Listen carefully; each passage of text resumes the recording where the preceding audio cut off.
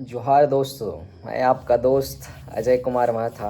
आप सभी जानते होंगे कि अभी झारखंड में सहायक जो पुलिस हैं उनका आंदोलन चल रहा है और ये बहुत ही इंटरेस्टिंग कहानी है और बहुत ही इंटरेस्टिंग मज़ेदार बात ये है झारखंडियों को समझने के लिए कि जिस प्रकार जो गोरे अंग्रेज थे उस प्रकार जो है आज सरकार में बैठ करके जो भी सरकार झारखंड में बनी है वो भली भांति अंग्रेज के हिसाब से ट्रीट कर रही है।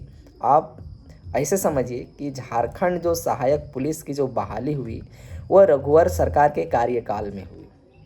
अब आप इस बात को समझिए कि सहायक पुलिसकर्मी उनको क्या है कि 10,000 मानदेय के अकॉर्डिंग जो है उनको 5 साल के लिए नियुक्त किया जाता है।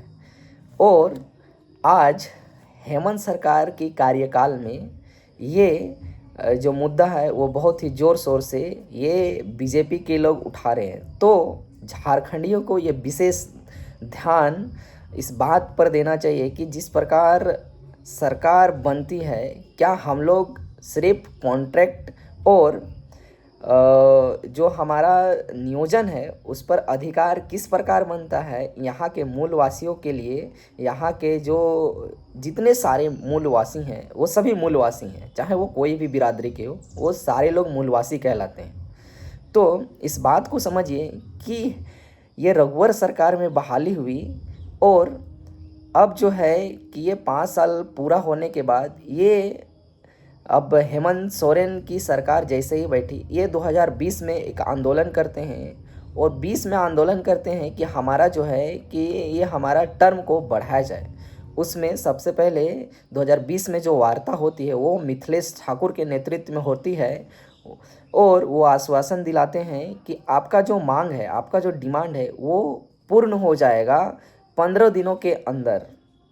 उसके बाद 15 दिनों के अंदर तो पूरी होती नहीं है। तो आप समझिए कि जब सरकार का प्रतिनिधित्व आकर के कहता है कि आपका मांग जो है 15 दिनों के अंदर कंप्लीटली क्या है कि मांग पूरी की जाएगी, उसके बाद ये सहायक जो पुलिस हैं वो अपने ड्यूटी पे लग जाते हैं और वो क्या है कि उनका जो कार्यकाल है, उनका अवधि है उसको बढ़ा दिया जाता है। उसके बाद होता क्या है 2021 में फिर वो मोराबादी मैदान में आते हैं और अपना आंदोलन शुरुआत करते हैं। उस बीच में कुछ समय, लंबा समय चलता है आंदोलन। उसके बाद होता क्या है, होता ये है कि सरकार के तरफ से प्रतिनिधित्व आती हैं बात करने के लिए और उसमें से मुख्य जो हैं वो बंधु तिर्की आते हैं।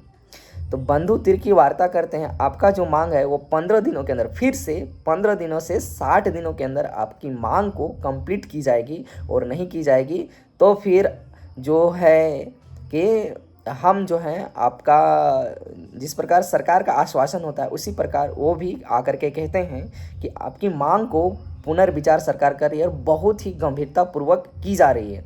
आप समझिए कि सरकार जो है वो किस प्रकार आश्वासन देती है और ये नियुक्ति है वो किस प्रकार करती है। जिस प्रकार अंग्रेज, आप समझिए कि अंग्रेज उस समय किस प्रकार शासन करती थी उसी प्रकार आज जो है सरकारें शासन करना चाहती है। तो ये झारखंडियों को समझना है कि आप जिसको चुन रहे हैं वो क्या आपके लिए काम कर रहे हैं, ये अपने आप में एक सवाल खड़ा करती है। तो साथियों, जैसा कि आपको बता दें कि 22/7/2024 को दोबारा सरकार के साथ वार्ता होती है। इसका मतलब कि सहायक पुलिसकर्मी हैं वो तीसरा बार आंदोलन कर रहे हैं। ये थर्ड टर्म है कि वो हेमंत सोरेन के कार्यकाल में तीसरा बार आंदोलन कर रहे हैं। वो बाध्य हैं कि ये कैबिनेट से क्या है कि उनकी जो वेतनमान है वो 25% का वृद्धि किया जाता है। आप समझिए कि 10,000 मिलता है, उसके बाद क्या है कि उनका वेतन जो है वो 12,000 कर दिया जाता है। 25% में 12,000 होता है समथिंग। तो आप समझिए कि आज के डेट में क्या एक महीने का 12,000 क्या उनकी अपनी निजी जीवन में क्या वो 12,000 से वहन कर पाएंगे? अपनी जो खर्चा है क्या वो उठा पाएंगे? अपनी बोझ है वो उठा पाएंगे?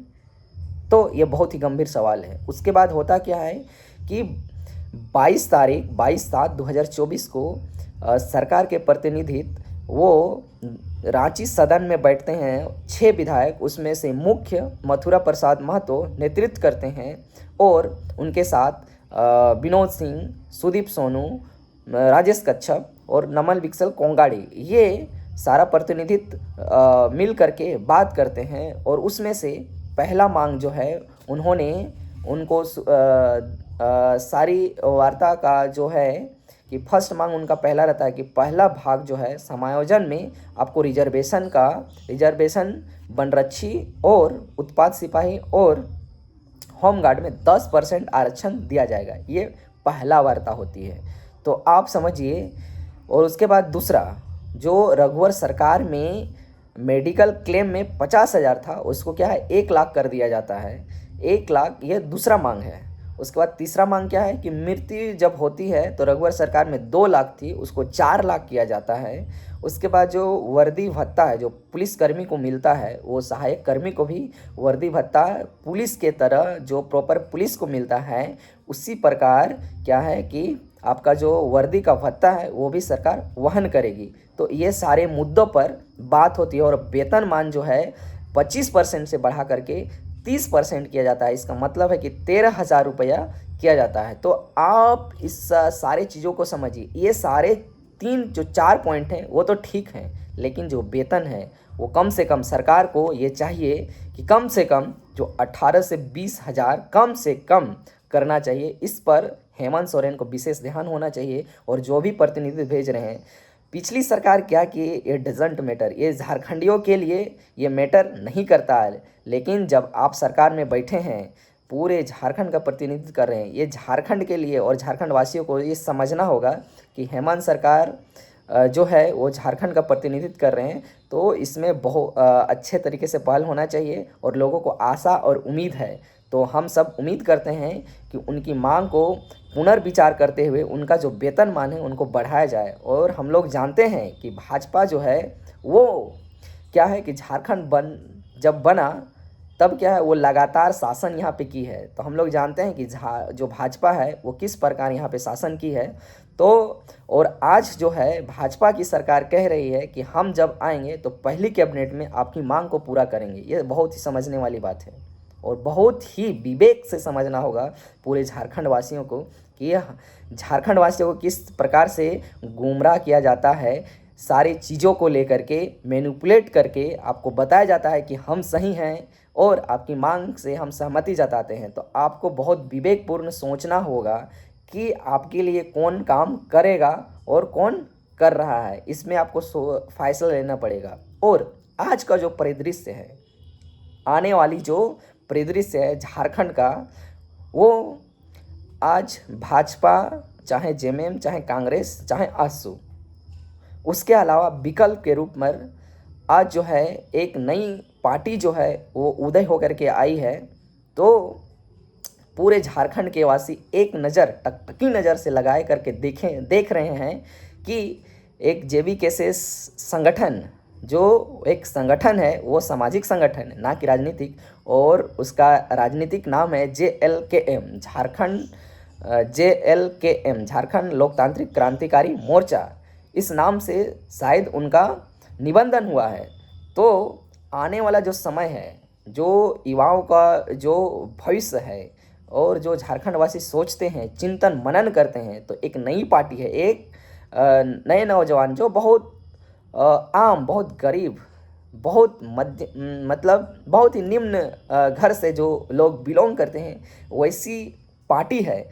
इसमें ना कोई आप कोई पर्टिकुलर जाति का हम इस पे टैग नहीं लगा सकते हैं कि ये कोई पर्टिकुलर जाति का पार्टी है। ऐसा कहने वाले जो बहुत ही बुद्धिजीवी और बहुत ही क्या बोलते हैं कि अपने आप को आदिवासी कहते हैं, तो इस प्रकार का जो लोग टिप्पणी करते हैं वो बिल्कुल गलत हैं। और आने वाले समय पर उनको जवाब मिलेगा, क्योंकि उन्हें पता होना चाहिए कि ये कोई राजनीतिक पार्टी नहीं है और आने वाला समय जेबी केसेस के लिए बहुत ही क्या बोलेंगे कि जो जिस प्रकार सूर्य उग रही है उसी प्रकार जेबी केसेस का झारखंड में अस्तित्व है। और हम सभी विनम्र जनता से, पूरे झारखंड की जनता से अपील करेंगे कि जो नई पार्टी है वो आने वाले समय में राजनीतिक परिदृश्य को बदलना चाहती है, तो क्यों ना एक बार हम जेबी केसेस के साथ चल करके और उनकी जो विचारधारा है, जो हर वक्त वो संघर्ष किया है, जो 2 साल संघर्ष किया है, बहुत लंबा संघर्ष तो है नहीं, लेकिन जब झारखंड जब अलग जगह है और जिस परिदृश्य में हम देख रहे हैं उस परिदृश्य में आने वाले चुनाव पर जेबी केसेस एक बहुत ही अमिट छाप छोड़ेगी। और ये सारे विषयों को लेकर के जिस प्रकार भाजपा मैनिपुलेट करने का कोशिश करती है कि हम जो हैं आपके हितैषी हैं, ये बिल्कुल विरोधाभास बात है। वो कहती है कि सदन में कि 10 साल के सरकार में कि पेपर लीक नहीं हुए हैं। मैं बताना चाहूँगा धर्मेंद्र प्रधान जी को कि आपके सरकार में नीट जैसे जो है पेपर लीक हुए हैं, आपको इस बात का एहसास नहीं है।